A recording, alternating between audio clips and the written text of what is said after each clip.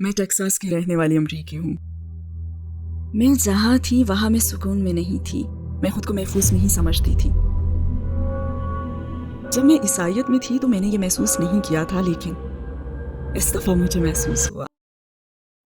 ایک بالکل بے عیب کتاب، ایک ایسی کتاب جو صرف خدا کا کلام ہے۔ یہ لوگ خود کو دن میں 5 دفعہ دھوتے ہیں۔ اس لمحے کے بارے میں خوبصورت بات یہ تھی کہ میں گناہوں سے پاک ہو جاؤں گی اور یہ بالکل فریش سٹارٹ ہوگا۔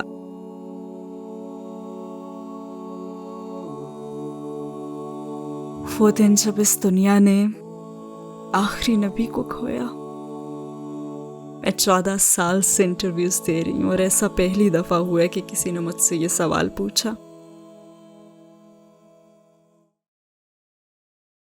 ناجلہ ٹیمی کیپلر کون ہے؟ کیا آپ اپنے بیک گراؤنڈ کے بارے میں مختصراً کچھ بتائیں گی؟ ناجلہ ٹیمی کیپلر ٹیکساس میں پیدا ہوئی اور پلی بڑھی، جسے باہر جا کر کھیل کود کرنا پسند ہے۔ میں باسکٹ بال اور والی بال کھیلتی تھی اور ریس بھی لگاتی تھی۔ شاعری اور ڈرائنگ بھی انجوائے کرتی تھی، بلکہ اپنے ہائی اسکول میں نے آرٹ کے مقابلے میں بھی حصہ لیا۔ جب میں 5 سال کی تھی تو میرے والدین میں علیحدگی ہو گئی، اور جب میں 10 سال کی تھی تو میرے والد نے میری سوتیلی ماں سے دوسری شادی کر لی۔ اسکول اور چرچ کا ماحول جس میں پلی بڑی وہ کچھ ایسا تھا کہ آپ پر ذمہ داری ہے، آپ کو کچھ کر کے دکھانا ہے، کوئی تبدیلی لانی ہے، لہٰذا میں یہی کوشش کرتی تھی۔ مجھے عیسائیت کے 2 مختلف پہلو دیکھنے کا موقع ملا۔ ایک جس کا انتخاب میرے والد نے کیا جب میں ٹین ایجر تھی۔ جب اپنے ٹین ایج میں اپنی والدہ کے پاس رہنے گئی تو میں نے پھر عیسائیت کا دوسرا رخ دیکھا، بیپٹسٹ چرچ کا شدت پسند ذہنیت والا، ٹرینٹی اور کرسمس منانے والا پہلو۔ ان چیزوں نے مجھے نیا رخ دکھایا۔ میں دونوں طرف کے چرچ سے مستفید ہوئی، لیکن پھر بھی میں مطمئن نہیں تھی اور مزید کی تلاش میں تھی۔ عقیدے کے حوالے سے آپ کی زندگی کیسی تھی؟ کیا پہلے آپ کا کوئی عقیدہ تھا؟ جی ہاں، میری خوش قسمتی ہے کہ میں اپنے والد کے منتخب شدہ چرچ میں پلی بڑھی۔ وہاں ڈسپلن کا خاص خیال رکھا جاتا تھا۔ السلام علیکم بھائیوں اور بہنوں، ہمیں احساس ہوا ہے کہ ہمارے چینل پر 80% ناظرین بشمول اس ویڈیو کے ہمارے سبسکرائبرز نہیں ہیں۔ جیسا کہ آپ جانتے ہیں کہ ہم غیر منافع بخش تنظیم ہیں اور ہماری ویڈیو پر اشتہارات غیر فعال ہیں۔ ٹوورڈز ایٹرنٹی صرف ایک یوٹیوب چینل ہی نہیں بلکہ ایک مدرسہ بھی ہے۔ یہاں ہم خود کو اور نوجوانوں کو اسلامی تعلیم سے آراستہ کرتے ہیں، لہٰذا ہمارے اس مطالبے کا واحد مقصد سچائی کو پھیلانا ہے۔ ہو سکتا ہے بظاہر یہ چھوٹا عمل لگے، لیکن انشاءاللہ یہ ہمیں لاکھوں لوگوں تک پہنچنے میں مدد کرے گا۔ آئیے اب لائک اور سبسکرائب بٹن پر کلک کریں اور ساتھ مل کر ٹوورڈز ایٹرنٹی کا سفر کریں۔ میں ہمیشہ سے ایک مذہبی ماحول میں رہی ہوں۔ جب میری ماں کو یہ چرچ بہت زیادہ سخت محسوس ہوا تو انہوں نے مزید وہاں نہ جانے کا ہی فیصلہ کیا، لیکن چونکہ میری پرورش میرے والد والے چرچ میں ہوئی تھی تو دونوں میں ایک واضح فرق تھا۔ مثال کے طور پر میرے والد والے چرچ میں حضرت موسیٰ علیہ السلام کے بنیادی احکام پر زور دیتے تھے، اور اس چرچ میں ریسرچ کا کام بھی بہت زیادہ ہوتا تھا، اور اسی ریسرچ میں ان کو پتہ چلا کہ امریکہ میں منائی جانے والی زیادہ تر چھٹیوں کا ایک جاہلانہ قسم کا بیک گراؤنڈ ہے۔ حتیٰ کہ بائبل کی آیات بھی ہیں جو کہ ان چھٹیوں کے مختلف پہلوؤں کے خلاف بات کرتی ہیں۔ مثال کے طور پر اپنے والد کے چرچ میں ہم کرسمس نہیں مناتے تھے کیونکہ بائبل کی آیات کے حوالے سے جیزس سال کے اس حصے میں پیدا ہی نہیں ہوئے تھے، لہٰذا 25 دسمبر ان کی تاریخ پیدائش نہیں ہے۔ اور دوسری بات یہ کہ بائبل اور جیریمایا یہ ظاہر کرتی ہیں کہ درخت کو سجانا ایک جاہلانہ قسم کا رویہ ہے، اور لوگ تو اسے سونے چاندی سے سجا کر مناتے ہیں اور پھر اس درخت کو پوجتے ہیں۔ ہمیں تو صرف خدا کی عبادت کرنی چاہیے، کسی اور چیز کی نہیں، اور انہوں نے واضح طور پر ایسا کیا۔ بلکہ ہمیں تو سالگرہ بھی نہیں منانی چاہیے جس پر ایک کیک پر کینڈلز جلا کر آپ وش مانگتے ہیں، لیکن آپ کو تو صرف خدا سے دعا کر کے مانگنا چاہیے نا، جو کہ ہمیں سب کچھ دے سکتا ہے۔ تو میرے والد کے چرچ میں ہم نے یہ محسوس کیا کہ یہ تو آگ کی پوجا کی طرح ہے۔ تو یہ کہ میرا عقیدہ تو تھا لیکن یہ کافی نہیں تھا۔ مجھے اپنے رب کا نام معلوم نہیں تھا جو کہ اللہ تعالیٰ ہے۔ میں نہیں جانتی تھی کہ اس کی رضا کے حساب سے میں کیسے اس کی عبادت کروں، یا پھر اس وقت مجھے معلوم ہی نہیں تھا۔ ہاں، مجھے میرے خوابوں میں اشارے ملتے تھے کیونکہ مجھے ڈراؤنے خواب آتے تھے، اور میں نے جو کچھ بھی سیکھا میں اس پر مطمئن نہیں تھی، اور میں جہاں تھی میں وہاں سکون میں نہیں تھی، میں خود کو محفوظ نہیں سمجھتی تھی۔ خاص طور پر ایک نوعمر کے طور پر میں اپنی جستجو میں مزید گہرائی تک پہنچ گئی کیونکہ میری بے چینی کا احساس بڑھتا ہی جا رہا تھا، یہ جاننے کے لیے کہ اصل سچائی کیا ہے، درست جواب کہاں ملیں گے۔ ایک دفعہ مجھے خیال آیا کہ اپنا لیگل پیڈ نکالوں اور ایک ڈیبیٹ میں جوابات ڈھونڈوں، یعنی تلاش جاری رکھوں اور ریسرچ کروں کہ آخر سچ کیا ہے۔ لہٰذا میں نے اپنا زرد لیگل پیڈ نکالا، اس پر اپنے سوالات لکھے، اور پھر میں نے اپنی والدہ کے منسٹر سے اپائنٹمنٹ لی اور میں چرچ چلی گئی۔ جب میں داخل ہوئی تو میں نے دیکھا کہ یہ گہرے سبز چمڑے اور بھوری لکڑی کے فرنیچر سے مزین پر آسائش جگہ تھی۔ مجھے شک ہونے لگا کہ یہ اٹارنی کا آفس ہے یا کچھ اور۔ خیر، یہ ایک بڑا سا چرچ تھا اور مجھے ویسے یہاں سادگی کی ہی توقع تھی اور کچھ شائستہ سے ماحول کی۔ बहरहाल मैं गहरे सब्ज चमड़े की एक बड़ी सी कुर्सी पर जाकर बैठ गई, जो कि उनकी एक लकड़ी की बड़ी सी मेज़ के सामने ही रखी हुई थी। फिर मैंने अपने सवालात पूछने शुरू किए। मैंने कहा कि मुझे अपने वालिद के चर्च में कुछ ऐसी चीज़ों का तजुर्बा हुआ है, जबकि आपके चर्च में तो कुछ और है। तो ये फ़र्क क्यों है? जबकि किताब तो एक ही है, मज़हब भी एक ही है, तो फिर ये फ़र्क क्यों है? आप क्रिसमस क्यों मनाते हैं? आप पोर्क क्यों खाते हैं? उन्होंने मुझे कुछ जवाबात दिए, लेकिन मुझे ये मालूम नहीं हो सका कि ये जवाबात उन्हें कहाँ से मिले हैं। क्या ये उनके अपने ख्यालात थे, या फिर चर्च ऑर्गेनाइजेशन के ख्यालात थे, या फिर उन्होंने ये अपनी थियोलॉजी स्कूल में सीखा। खैर, उनके जो भी जवाबात थे वो मुझे मुतमईन नहीं कर सके, क्योंकि उन्होंने किताब तो खोली ही नहीं कि बाइबल खोलकर मुझे दिखाएं कि ये रहा जवाब। तो मेरी बेचैनी दूर नहीं हुई। मैंने उन्हें अपनी बात मुकम्मल करने दी, लेकिन मुझे इस मीटिंग से बहुत मायूसी हुई। लिहाजा मैंने तो चर्च जाना ही छोड़ दिया और ख़ुद को दूसरी चीज़ों में मसरूफ़ रखने की कोशिश करने लगी। जैसा कि मैंने कहा कि मैं स्पोर्ट टीम में थी और पढ़ भी रही थी। इसके अलावा मुझे आर्ट और ड्राइंग और शायरी वगैरह में भी दिलचस्पी थी, लेकिन उससे भी मुझे सुकून नहीं मिला। मतलब मुझे अपने अंदर खालीपन महसूस होता था, जैसे मैं खुद को खो चुकी हूँ और बहुत ही खौफजदा महसूस कर रही थी। तो फिर मैंने सोचा कि चलो, ये तो मुझे मालूम है कि खुदा मौजूद है और नबी भी आए थे, और ये भी कि खुदा ने अपनी किताबें उतारी हैं, लेकिन ये नहीं जानती थी कि वह क्या है। तो मैंने दुआ मांगनी शुरू कर दी कि ए खुदा, मुझे अक्ल व फहम दे, मुझे रहनुमाई चाहिए, क्योंकि मैं जानना चाहती थी कि सच क्या है और उस पर अमल कैसे करना है। तो मैंने सोचा कि ठीक है, अब मुझे अपनी रूह को सुकून पहुंचाने के लिए कुछ और तलाश करना चाहिए, क्योंकि मेरे हिसाब से ये सब कुछ तो काफ़ी नहीं है। मेरा दिन रात दुआएं मांगना कि ए खुदा, मुझे हिदायत दे, एक कोशिश तो थी, लेकिन ये सब काफ़ी नहीं था। मैं अपनी माँ वाले चर्च भी गई, टाउन में बैप्टिस्ट चर्च गई, जो कि मेरी यूनिवर्सिटी जाने वाले मकाम से 1-8 घंटे ही के फासले पर था। जब मैं वहाँ गई तो मैंने देखा कि लोग खुदा की मोहब्बत से इंस्पायर हैं और उनकी यसू अलैहिस्सलाम के लिए कदरदानी का मुशाहिदा किया, और ये भी कि वो सब एक दूसरे का बहुत ख्याल रखते हैं, मुस्कुराते चेहरों, अच्छे अल्फाज और हेल्पफुल नेचर के साथ। ये सब कुछ मुझे बहुत अच्छा लगा, और मैंने सोचा कि इस चर्च में जाके देखते हैं। तो फिर मैंने हर इतवार को उसी चर्च जाना शुरू कर दिया। ये टाउन के दूसरी तरफ एक बहुत बड़ा चर्च था, और एक चीज़ जो मुझे बहुत अच्छी लगी कि वहाँ तस्वीरें नहीं थी। लेकिन फिर कुछ ही अरसा जाने के बाद मुझे दोबारा से एहसास होने लगा कि ये वो नहीं है जिसकी मेरी रूह को तलब है, जो मेरी रूह को मुतमईन कर दे।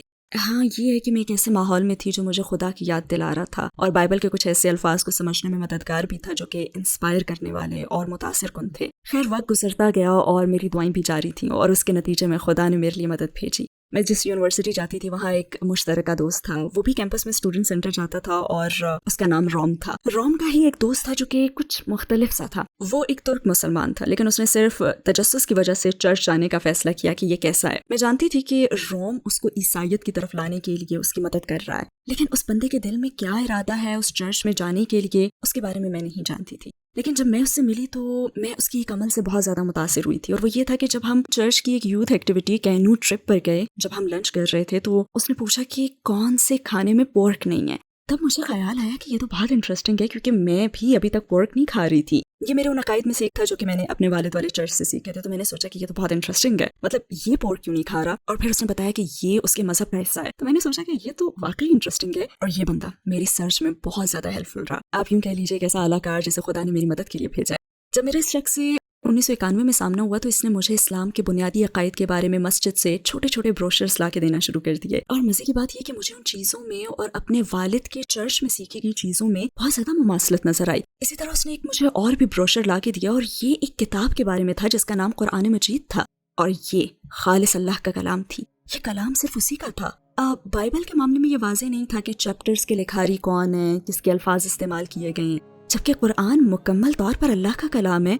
मुझे इसमें बहुत गहराई महसूस हुई। यानी एक ऐसी किताब जिसमें कोई शक नहीं, एक ऐसी किताब जो सिर्फ अल्लाह का कलाम है, और उसने क़यामत तक इसकी हिफाजत का वादा किया है, क्योंकि अल्लाह के आखिरी नबी हज़रत मोहम्मद सल्लल्लाहु अलैहि वसल्लम हैं जिन पर यह किताब नाजिल हुई।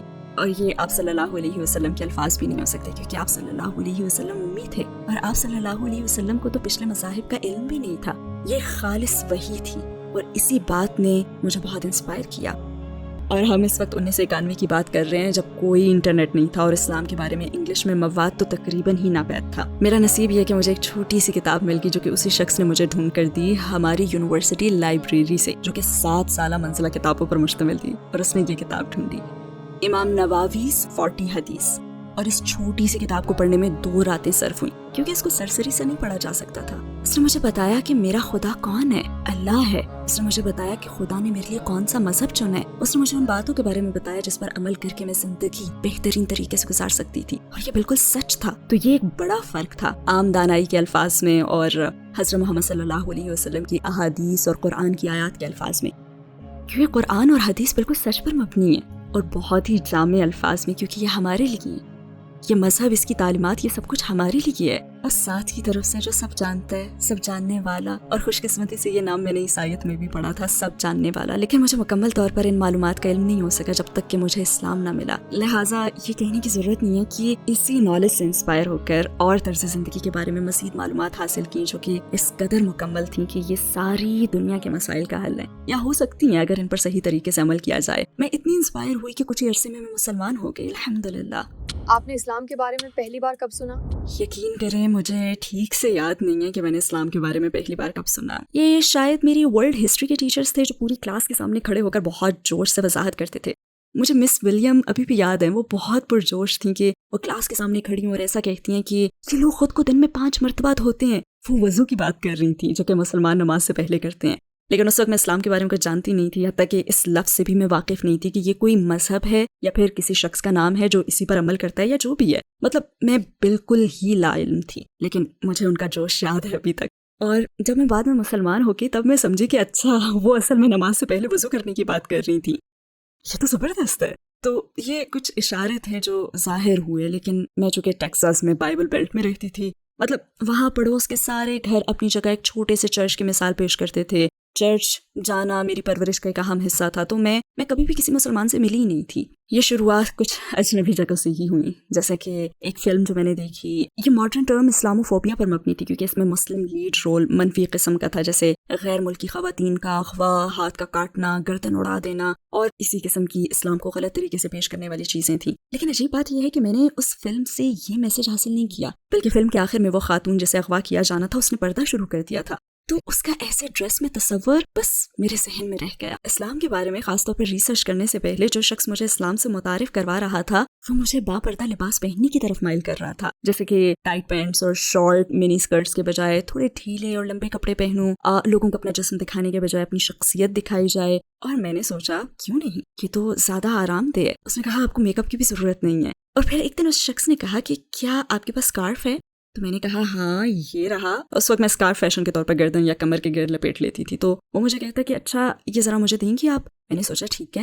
تو اس نے سوال کیا کہ کیا آپ اس سے اپنا سر ڈھک سکتی ہیں؟ میں نے سوچا یہ بھی کر لیتی ہوں. پھر اس نے سوال کیا کہ اب کیسا فیل ہو رہا ہے؟ اور میرا پہلا جواب تھا کہ ڈفرینٹ. پھر میں نے سوچا کہ چلو یہ بھی کر کے دیکھ لیتے ہیں. اور اس وقت سردیاں بھی تھی تو میرے پاس ایک اچھا بہانہ تھا اسے اوڑھنے کا. میں گہرے سبز رنگ کا اسکارف سر پہ لپیٹ کر ورلڈ ہسٹری کی کلاس میں چلی گئی. میرے ٹیچر آئے، انہوں نے حاضری لی اور میری طرف دیکھا تو کہا کہ آج کچھ ڈفرینٹ لگ رہی ہو. وہ ورلڈ ہسٹری ٹیچر تھے، انہیں پتا تھا کہ مسلمان کیسے نظر آتے ہیں. تو ہم نے اپنی کلاس مکمل کر لی اور پھر میں وہاں سے باہر آ گئی. تو میں نے کہا کہ یہ صرف ایک تجربہ ہے، مجھے مزید سوالات نہیں چاہیے. اور پھر میں مطالعے کے لیے اپنے دوست کے ساتھ لائبریری چلی گئی. ہم دروازے سے گزر رہے تھے اور میرا دوست بہت خوش تھا. اس نے کہا کہ دیکھو مسلمان بھی آ گئے. میں قریب آئی تو اس نے کہا کہ 1 منٹ، کیا یہ وہی ٹیمی ہے؟ خیر وقت گزرنے کے ساتھ جب ہماری اسٹڈیز مکمل ہوئی تو میں نے پردہ کرنے کا فیصلہ کیا. لیکن میں نے اس طرح پردہ نہیں کیا جس طرح ایک مسلمان کو کرنا چاہیے، بس اپنا سر ڈھکنا شروع کر دیا تھا. مجھے اس وقت مکمل پردے کا علم بھی نہیں تھا، مجھے کسی نے بتایا ہی نہیں تھا. تو تھوڑا تھوڑا کر کے میں اسلام میں پردے کے کانسیپٹ کو اچھی طرح سمجھنا شروع ہو گئی اور یہ بہت ہی آرام دہ اور محفوظ تھا. میں نے دوپٹہ پہننا شروع کر دیا تھا. مجھے اسلام کی بنیادی سی نالج تھی، لیکن یہ طے تھا کہ میں اگلا قدم اٹھانے کے لیے تیار ہوں. میں اس عقیدے کو اپنا طرز زندگی بنانے کے لیے تیار تھی. اور خوش قسمتی سے مجھے یہ موقع بھی ملا کہ مجھے امام صاحب کے گھر لے جایا گیا. میں ایک اور شخص کے ساتھ ان کے سامنے بیٹھ گئی جو میری مدد کے لیے آیا تھا، اور اسی نے امام سے گزارش بھی کی تھی کہ میں مسلمان ہونا چاہتی ہوں. امام نے کہا کہ اچھا آپ اسلام کے بارے میں کیا جانتی ہیں؟ مجھے تو جلدی تھی کہ بس میں اپنے عقیدے کا اعلان کروں اور چلی جاؤں، کیونکہ مجھے بتایا گیا تھا کہ بس یہی کرنا ہے جو کہ مسلمان بننے کے لیے ضروری ہے. لیکن امام میرے سے زیادہ دانش مند تھے. انہوں نے یہ جاننا ضروری سمجھا کہ میں جو کچھ کرنے جا رہی ہوں مجھے اس کے بارے میں بنیادی علم حاصل بھی ہے یا نہیں. پھر انہوں نے بیان کیا کہ اللہ تعالیٰ کون ہے. تو میں نے کہا کہ ہاں مجھے پتہ ہے. پھر انہوں نے نبیوں کا پوچھا. پھر وہ اگلی بات پر آئے کتابوں پر یقین کے بارے میں، اور پھر موت کے بعد زندگی، تقدیر، یعنی وہ چیزیں جو پہلے سے ہمارے نصیب میں لکھ دی گئی ہیں. کیا آپ کا ان باتوں پر یقین ہے؟ تو میں نے کہا جی ہاں. انہوں نے کہا کہ ان سب چیزوں کے ساتھ کچھ ذمہ داریاں بھی نافذ ہوتی ہیں، کیا آپ وہ ذمہ داریاں نبھانے کے لیے تیار ہیں؟ اور میرا جواب ہاں میں تھا الحمدللہ. وہ کیا چیز تھی جس سے ڈر کر آپ اپنا یہ آخری قدم اٹھایا اور مسلمان ہو گئیں؟ دراصل ایسی کوئی چیز نہیں تھی جس نے مجھے مسلمان بننے کے لیے ڈرایا ہو. ہاں کچھ لوگ میری سیفٹی کے حوالے سے فکر مند تھے کیونکہ وہ اسلام کے بارے میں متعصب تھے، تو وہ اپنے طور پہ میری حفاظت کی کوشش کر رہے تھے. لیکن اسلام میں نے جو بھی دیکھا تھا کہ ان کی اس مخالفت نے بھی مجھے اسلام کے انتخاب ہی کی طرف مائل کیا، بلکہ مجھے اپنے فیصلے پر زیادہ بھروسہ ہوا کیونکہ جو مخالفت میں نے دیکھی تھی اس کی بنیاد اصل نالج کے بغیر تھی. اس کے برعکس میں جو بھی کرنے جا رہی تھی میرا اس پر یقین بڑھتا گیا. بلکہ سچی بات تو یہ ہے کہ اسلام کا انتخاب میری زندگی کا وہ بہترین فیصلہ ہے جس پر مجھے کبھی بھی افسوس نہیں ہوا. انشاءاللہ میں اسی راستے پر جان دوں گی، اور انشاءاللہ میری آخری سانس بھی اشہد ان لا الہ الا اللہ واشہد ان محمدا عبدہ ورسولہ پر نکلے گی. اس لمحے کے بارے میں سب سے زیادہ خوبصورت چیز یہ تھی جو مجھے بتائی گئی کہ اس عقیدے کے اعلان کے ساتھ ہی میں سارے گناہوں سے پاک ہو جاؤں گی اور یہ ایک فریش سٹارٹ ہوگا. ہاں اس قسم کی وضاحت کا تجربہ مجھے عیسائیت میں بھی ہوا تھا، لیکن جب میں عیسائیت میں تھی تو میں نے ایسا محسوس نہیں کیا تھا جو اس دفعہ مجھے محسوس ہوا. آپ کی فیملی اور ارد گرد دوسرے لوگوں نے آپ کے قبول اسلام پر کیسا رد عمل دیا؟ کیا اب بھی سچویشن ویسی ہی ہے؟ جیسے کہ میں نے بتایا کہ میرے مسلمان ہونے پر کچھ لوگ میرے لیے فکر مند تھے، اور انہی میں سے ایک میری ماں بھی تھیں. وہ بہت فکر مند تھیں کیونکہ انہیں اسلام کے بارے میں کچھ علم ہی نہیں تھا، اور وہ ڈر رہی تھیں کہ مجھ پر تو ظلم ہوگا. تو انہوں نے مجھے اسلام سے روکنے کی پوری کوشش کی تھی، لیکن بدقسمتی سے اسلام کے حوالے سے ان کے سارے خدشات بے بنیاد تھے، اور خوش قسمتی سے میں یہ سب سمجھنے کے قابل تھی. تو میں نے ہمت نہیں ہاری. کئی موقعوں پر تو میری بہت دل آزاری بھی ہوئی تھی. ایک دفعہ تو میں نے اپنے والد کو فون کر کے کہا کہ میری ماں مجھ پر بھروسہ کیوں نہیں کرتی. میں اس مذہب کا انتخاب اس لیے کر رہی ہوں کیونکہ میں سمجھتی ہوں کہ یہ میرے عقائد کو مستحکم رکھ کر مزید پاک کر کے اس میں بہتری لائے گا. تو انہوں نے کہا کہ میں نے تمہاری پرورش صحیح راستے پر چلنے کے لیے کی ہے، اگر تمہیں یہ راستہ صحیح لگتا ہے تو ضرور آگے بڑھو. اور ان کی سپورٹ کے بعد تو میں اور بھی مستحکم ہو گئی تھی. اور پوری سوسائٹی کو لے کر تو میں نے کوئی ایسا مشکل وقت گزارا ہی نہیں کیونکہ لوگ اچھی سمجھ رکھتے تھے اور اسلاموفوبیا اتنا زیادہ نہیں تھا. ہاں زیادہ تر لوگوں کو تجسس ہوتا تھا تو میں ان کے سوالات کے جواب دینے کی کوشش کرتی تھی. اور اس کے بعد مجھے حج کا بھی تجربہ ہوا، مکہ کی زیارت کا. یہ تھوڑا تھکا دینے والا تھا. صحرا کے بیچ میں یہ سب جسمانی طور پر بہت مشقت طلب تھا. کعبہ، وہ مقام جہاں حضرت ابراہیم علیہ السلام اور ان کے بیٹے حضرت اسماعیل علیہ السلام نے اللہ کا گھر تعمیر کیا. وہی کعبہ جہاں لوگوں کو اللہ کے حکم سے اس مقام کی طرف عبادت کرنے کا حکم دیا گیا، اور پھر جہاں حضرت محمد صلی اللہ علیہ وسلم کو قرآن ملا. اللہ تعالیٰ کا یہ کلام حضرت جبرائیل علیہ السلام کے ذریعے اس دنیا میں اتارا گیا اللہ کے چنے ہوئے بندے پر، یعنی حضرت محمد صلی اللہ علیہ وسلم پر، اسی مقام پر. اور میں وہاں کھڑی تھی.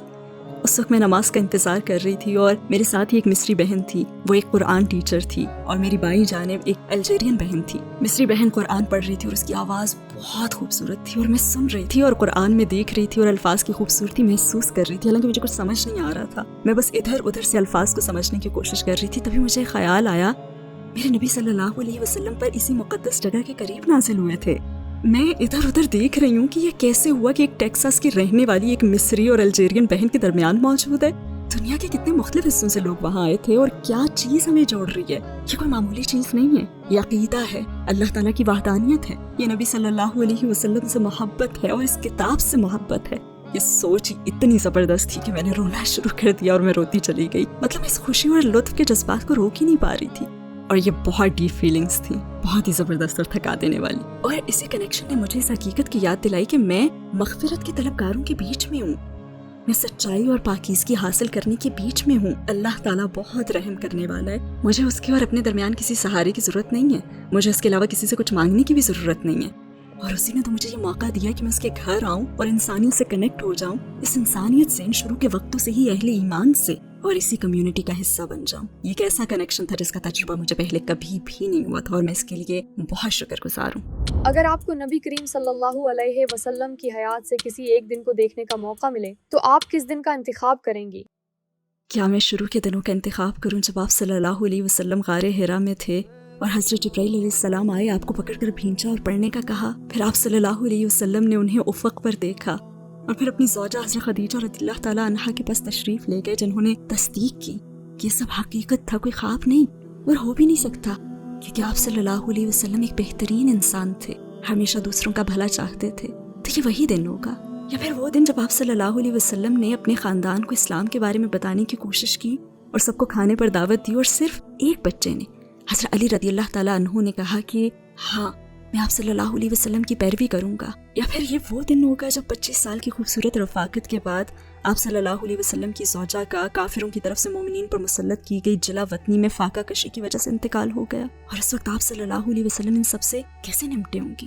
یا پھر وہ دن ہوگا جب آپ صلی اللہ علیہ وسلم کو اپنا گھر مکہ مکرمہ چھوڑنا پڑا کافروں کے ظلم و ستم کی وجہ سے. اور حقیقت تو یہ تھی کہ وہ آپ صلی اللہ علیہ وسلم کو نعوذ باللہ قتل کرنا چاہتے تھے. یا پھر وہ دن ہو گئے جب آپ صلی اللہ علیہ وسلم نے رات کو مکہ سے یروشلم کا سفر کیا, جنتوں میں اٹھائے گئے اور ہر جنت میں دوسرے نبیوں سے ملاقات کرنا, یہاں تک کہ اپنے رب کے پاس جا پہنچے. اور اللہ تعالیٰ نے آپ صلی اللہ علیہ وسلم کو نماز پڑھنے کا کہا. پھر آپ صلی اللہ علیہ وسلم نماز کے اس تحفے کو لے کر واپس آئے اور اہل ایمان نے اسے خوشی سے قبول کیا, اور کافر آپ صلی اللہ علیہ وسلم کو نعوذ باللہ دیوانہ سمجھتے تھے. یا پھر یہ وہ دن ہو گیا جب آپ صلی اللہ علیہ وسلم کا وصال ہوا, وہ دن جب دنیا نے آخری نبی کو کھو دیا. موت کے فرشتے نے آپ صلی اللہ علیہ وسلم سے آپ کی ترجیح پوچھی. آپ صلی اللہ علیہ وسلم نے اس دنیا پر اللہ تعالیٰ کو ترجیح دی. میرے خیال سے جو دن میں چنوں گی ایک بڑی امید کے ساتھ, یہ وہ دن ہوگا جب میں آپ صلی اللہ علیہ وسلم سے ملاقات کروں گی انشاءاللہ حوض کوثر پر. وہ متبرک پانی جو سارے درد دھو دے گا اور پاک کر دے گا, ساری بری یادیں بھلا دے گا اور ہمیں جنت میں داخل ہونے کے لیے تیار کر دے گا انشاءاللہ. مجھے یہی چاہیے. میں 14 سال سے تقریریں کر رہی ہوں اور انٹرویو دے رہی ہوں, اور یہ پہلی دفعہ ہے کہ کسی نے مجھ سے ایسا سوال کیا. بہت ہی خوبصورت سوال ہے, بہت شکریہ. وہ لوگ جو اسلام کی طرف آنے میں ہچکچاتے ہیں, ان کو یہ تشویش ہوتی ہے کہ اسلام قبول کرنے پر وہ زندگی کی رنگینیاں کھو دیں گے. تو آپ مجھے یہ بتائیں کہ کیا اسلام کے بعد آپ کی زندگی بورنگ ہو گئی ہے؟ اسلام کے بعد میری زندگی اتنی بھرپور ہو گئی ہے کہ میں بیان بھی نہیں کر سکتی. پوری دنیا مجھ پر کھل گئی ہے. میں ٹیکساس کی رہنے والی امریکی ہوں. میں ٹیکساس کے ذائقوں, فلیورز اور نیچر سے آشنا تو تھی, لیکن جب میں مسلمان ہوئی تو پھر میں یمن, قطر, پاکستان اور ترکیہ کے فلیور سے بھی آشنا ہوئی. ساری دنیا کے دروازے مجھ پر کھل گئے. مجھے ان کے کلچر کو اور لوگوں کو جاننے کا موقع ملا. میں نے ان کو جانا کیونکہ وہ میرے دینی بھائی اور بہن تھے, کیونکہ میرے خالق نے ان کو پیدا کیا تھا کہ ہم سب ایک عقیدے کی چھتری تلے اکٹھے ہو جائیں. تو اس طرح میں نے ایک زیادہ بھرپور زندگی کا تجربہ کیا ہے, جو زیادہ رنگین تھی, اور ایسی زندگی جہاں میں چیزوں کی زیادہ حوصلہ افزائی کر سکتی تھی. شاید کچھ لوگ کہیں کہ آپ تو باسکٹ بال اور والی بال کھیلتی تھیں, دوڑ بھی لگاتی تھیں, شاعری اور ڈرائنگ بھی کرتی تھی وغیرہ وغیرہ. تو ان میں کچھ چیزیں میرے لیے بہت اچھی تھیں, لیکن بعض اچھی نہیں بھی تھیں. بعض چیزیں مختلف ماحول میں کی جا سکتی ہیں. مثال کے طور پر اب میں باسکٹ بال اور والی بال پبلک میں کھیلنے کے لیے تیار نہیں ہوں, لیکن ہاں اگر کوئی ایسی پرائیویٹ جگہ ہو جہاں پہ صرف خواتین ہوں تو میں ضرور کھیلوں گی. اور اب تو کھیلوں کے حوالے سے مجھے جنگل میں پیدل چلنا, ہائکنگ اور ٹریکنگ کا بہت زیادہ شوق ہے. مجھے تیر اندازی سے بھی بہت زیادہ لگاؤ ہے, اور اس کے ساتھ ہی میں ایک بہت اچھی تیراک بھی ہوں اگر ماحول مناسب ہو. تو یہ کہ اب بھی خوش رنگ زندگی گزارنے کے بہت سے موقع ہیں, بے پردہ ہوئے بغیر بھی اور اس نامناسب ماحول کو اپنائے بغیر بھی, جہاں آپ مردوں کی نکاحوں کا مرکز بنتے ہیں. اور میں بھی یہی چاہتی ہوں, اور یہی میری روح کی طلب تھی. یہ زندگی تو عارضی ہے, لیکن آپ کا عمل ابدی ہے. آپ کے خیال میں ایک نو مسلم کو اسلام قبول کرنے کے فوراً بعد کس چیز کی زیادہ ضرورت ہوتی ہے؟ ایک نو مسلم کے لیے اسلام میں داخل ہونے کے بعد سب سے اہم چیز اخوت اور بھائی چارہ ہے, سپورٹ. میں فائنینشیل سپورٹ کی بات نہیں کر رہی. ہاں بعض اوقات اس کی بھی ضرورت ہوتی ہے کیونکہ وہ اپنی جاب کھو دیتے ہیں یا ان کی فیملیز ان سے منہ موڑ لیتی ہیں صرف اسلام قبول کرنے کی وجہ سے, لیکن ایموشنل سپورٹ زیادہ ضروری ہے. ویسے تو اللہ تعالیٰ ایسے لوگوں کے ساتھ ہے اور ہمیشہ رہے گا, لیکن ہم فطرتاً کمیونٹی میں رہنا پسند کرتے ہیں. تو ایک نو مسلم کے لیے ایک بہت بڑی بات ہے کہ وہ خود کو ایک کمیونٹی کا حصہ محسوس کرے. تو میں اس بات کی پرزور حوصلہ افزائی کرتی ہوں کہ اگر آپ کے علم میں کوئی ایسا ہے جو نیا اسلام میں داخل ہوا ہو تو ان کا ساتھ ضرور دیں, کیونکہ انہیں آپ کی ضرورت ہے, ایک بہن یا بھائی کی. آپ اپنا کوئی آخری اظہار خیال کرنا چاہیں گی؟ لوگوں نے انٹرویوز میں مجھ سے کئی دفعہ پوچھا ہے, یا پھر ایسے ہی کہ کیا اسلام مشکل نہیں ہے, کیا اس پر عمل مشکل نہیں ہے, اور بنا ہچکچاہٹ کے میرا جواب یہی ہوتا ہے کہ اصل مشکل اسلام کے بغیر کی زندگی ہے. اس مہربان پروردگار نے ہمیں ایک تحفہ دیا ہے, لیکن ہمیں مجبور نہیں کیا. یہ آپ کے لیے ہے, اب آپ کی مرضی ہے, فیصلہ آپ کا ہے, اور انجام بھی اسی حساب سے ہے. لہٰذا سوچ سمجھ کر فیصلہ کریں.